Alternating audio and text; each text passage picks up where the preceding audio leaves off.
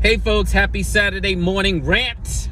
I got bad news today. We lost a hero this week. We lost Joseph Jazz Hayden. Some of y'all won't know him because some of y'all ain't been around in this criminal justice reform movement long enough to know him. I ain't mad at you, but you should know your history and you should know how we got here. I want to talk a little bit about Jazz because like people either love Jazz or they hated him. He was controversial, but what type of leader ain't fucking controversial? If you ain't controversial, you probably ain't really doing shit anyway. So Jazz was controversial, all good. And either you loved him or you hated him. I did both. That's what I loved. Like, that's what I love about what I've learned about people is like, they can be good, they can be bad, and you can still love them all in between, recognizing that that's just how people are. There's no good people, there ain't no bad people. I don't give a fuck what nobody says. I know y'all want to have good and bad people, but that's about you making you feel good about you. I know that people can be good and they can be bad, and the shit is much more nuanced. So that's how Jazz was to me. And I say that because like I remember Jazz, like the story of Jazz when I was sitting in a prison cell before I came home in 2000. And I remember people like him and Eddie Ellis and others, you know, doing their thing, like coming out of prison and like standing in front of microphones and talking shit to people about why we should get rid of mass incarceration. I was like, who the fuck are these dudes? Because back then, you just ain't really do that shit. There wasn't no movement. Like now it's easy. Everybody gets invited to Harvard, Yale, NYU, Columbia, all these different places to talk about criminal justice reform in front of progressive white people who love to hear that shit and check a box and feel good and have a story to go home and tell their neighbors and stuff. But that's not what it was like in the beginning. What it was like in the beginning was people like Eddie Ellis and Jazz out here hollering about this shit when people was like, who the fuck are these niggas? And like, they're cons, they're convicts. They're violent convicts. Anyway, Jazz, like, I'm gonna miss Jazz because like now, years later, almost 25 years later, like I can remember the lessons that Jazz was trying to teach us and how annoyed I was at those lessons.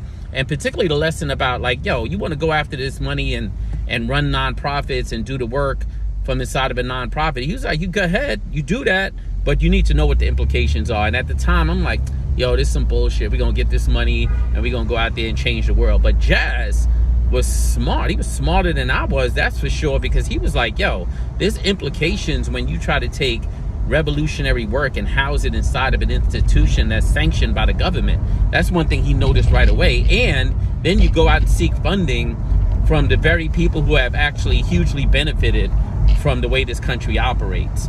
And he was visionary enough and thoughtful enough and wise enough to see all that. And unfortunately, wisdom comes with time. Can't put that shit in a bottle and sell it. I'll be fucking rich. But yeah, nah, he knew at the time that we were setting ourselves up. So it's not that you can't do work inside of a nonprofit. I know people that do good work, but you got to do that shit like from a place of intellectual honesty. You got to know what the fuck that means. And he knew what the fuck it meant. And so you look at all these nonprofits now, you look at their social media, and you know, their social media is partially to like drum up the support that they need for their work. So they're speaking to the donors, and it's about drumming up like members and people to believe in what it is that they're doing. I'm not saying that's a bad thing. Like that's just part of the game. I'm not stupid. But like you look at their social media and you see terms like fair, equitable, forgiving, healing, and restorative and compassionate. And then you got to ask yourself, you got to be like, yo, where the fuck does that play out in your work? Because if it doesn't play out in your work, especially when you feel aggrieved, then what the fuck are you doing? And it's got to be when you feel aggrieved. That's the other thing people don't get. Like, it's easy to be like, I believe in a more fair criminal justice system when you're not the one that feels like you've been harmed. So in the system, while we don't have to bifurcate like victims from offenders the way the system does so that the system can remain adversarial the way it is, because we know that doesn't work. But at the same time, when you do work to undo the system, you got to recognize that there's going to be a moment where you as a nonprofit leader are going to feel aggrieved by a staff member, by a board member, by a leader, especially when it's black and brown people. And I know white folks get angry when I be like black and brown, but I'm not saying poor white people don't face discrimination too, but stop fucking around. This is America. Black and brown people get treated differently. And guess what? In the nonprofit space, even in the criminal justice reform nonprofit space, shit ain't really no different. So this reporter called me this week to talk about Jazz Hayden and to get a little bit of a quote from me. And I just started ranting. I don't need Saturday morning to come to start ranting. So I just started fucking ranting. And by the end, he was like, yo, you seem kind of jaded about this criminal justice reform movement. And I was like, motherfucker, why the fuck wouldn't I be jaded? First of all, I have never seen the kind of harm and punishment that this system, this nonprofit space, doles out to leaders in prison or in the streets. Like, I've been pistol whipped. I had niggas pull out guns on me. I have niggas pulled out knives on me. I've had all sorts of shit happen when I was out in the streets as a young person. But there was rules. There was fucking rules. And while people in the nonprofit space ain't pulling out guns, they pull out weapons that fucking harm people for life, especially formerly incarcerated people, black and brown people, because where the fuck you gonna go after that? Like, when I was in nonprofit, I was earning 150 grand a year, height of my game, doing my thing. It wasn't lost on me that the minute a board came after me, the minute the field came after me, the minute an elected official or some other policymaker who didn't like me came after me and I got pushed out of the space, that I couldn't go down the fucking block and get a job at McDonald's.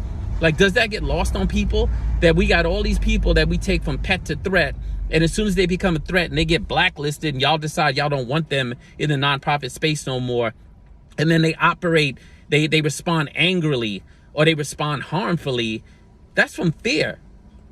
Anger, harm, all that other shit, usually the underlying feeling is fucking fear. And you put them in a position of fear. So who the fuck are you to be sitting up in a nonprofit making six figures, saying you leading some shit, and the minute you feel aggrieved by someone on your team, you want to fucking roll out your lawyers. All these for-profit lawyers that check a box doing good work for nonprofits are more than willing to be heavy-handed and crush the fucking life and soul of the people who work for you when you decide you don't love them anymore.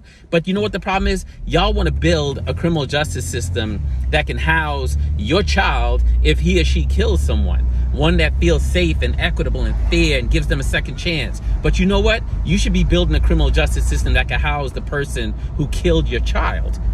That's a different way to think about your work. That's a different way to approach the work, because you know what? That forces you to dig into your rhetorical values and see how much you're actually willing to create something in a moment where you feel harmed, where you feel aggrieved.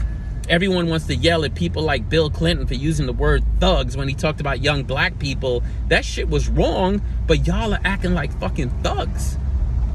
Y'all are acting like fucking thugs. And I know if you're progressive, you're not supposed to use words like that. Fuck that. Y'all are acting like fucking thugs. And that's a problem. You know why it's a problem?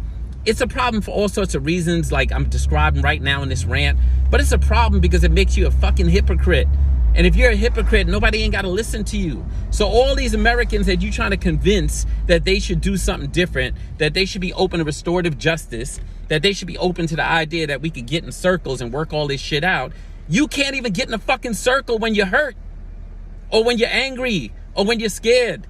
Like, just pick up the phone and be like, yo, I'm sorry we showed up this way. Can we have a conversation about the harm you're causing and the harm we're causing in return? But y'all don't want to do that because that's the hard way to do shit.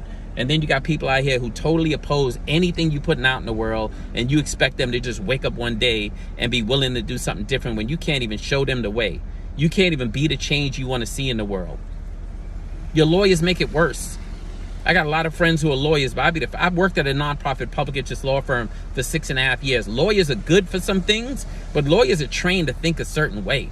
Like, point A to point B for a lawyer looks very specific. That's how they think, that's how they operate. They're very conservative. And they come down hard.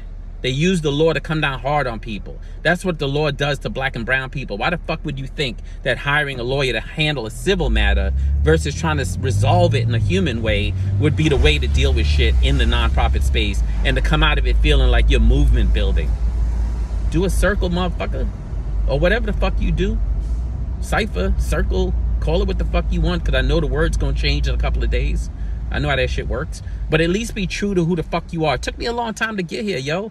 Almost 25 fucking years to understand what the fuck I was doing wrong and what other people were doing wrong. You got people come out the criminal justice system who come from a life of harm, pain, suffering, make it through the criminal justice system, maybe get a little college degree or something, come out, y'all love them because they look like the poster child for what the fuck you want to do. They give you legitimacy. And then when they show up in a way that you don't fucking like or that scares your funders, you abandon them. What the fuck did you expect? Like, what did you expect? Just because they got one set of skills and they're charismatic and they might be able to raise a little bit of money and they could tell their story over and over so that you could raise money, you thought somehow they had all the fucking skills? How many fucking white men educated at Harvard, Yale, Columbia, run businesses and still fuck it up? And they get a fucking second chance. That second chance bullshit y'all be talking, they get grace. But a formerly incarcerated black or brown person or a white poor person who runs a nonprofit and gets it wrong once, does some shit wrong with your fucking money, says some shit wrong to the media, you ready to cancel them and throw them the fuck out? That makes you a fucking hypocrite. What kind of movement are you trying to build? Or are you trying to build a movement? Because some of y'all just trying to protect your $100,000 salary. You've never seen $100,000 before. You've never seen a microphone before. You never talked to a reporter before. You never sat with John Legend before. You never been on some billionaire's fucking yacht or fucking airplane or fucking helicopter before. And that shit becomes worth more than actually building the movement that people like fucking Jazz Hayden died for. So yeah, that's my rant today. It's Saturday though. I already got my workout on. I got my groceries on. I'm up. I'm out. I'm cruising these New York streets. I'm gonna get a lot of shit done. I'm gonna stay ahead of the game. I'm gonna try to keep making money so that I can fucking keep the haters off my back and say what the fuck I want, when the fuck I want, and not have some fun to pick up the phone and call me and say, nigga, you can't say that again. But I hope in the meantime, y'all have a good Saturday. And I hope y'all don't let nobody steal your rainbow. It might sound like somebody stealing my rainbow, but the minute I'm finished with this video, I'm good. I just got to get this off my chest. I hope y'all have a great weekend. Peace.